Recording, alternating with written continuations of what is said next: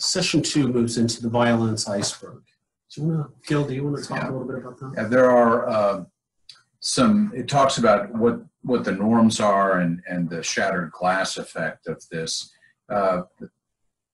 As we mentioned earlier, an iceberg is small above the water and large below the water. And what the example that's given is that there are prejudice attitudes and prejudice acts and discrimination.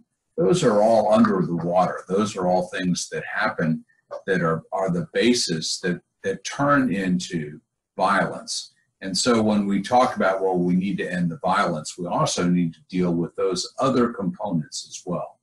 And so, well, there's some activities that we'll do in that, and how language fuels violence. There's some ways you say things that are that can really escalate and really move to violence fairly quickly.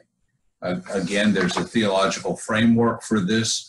It talks about, again, cultural norms, which again gets back a little bit into that contextualization.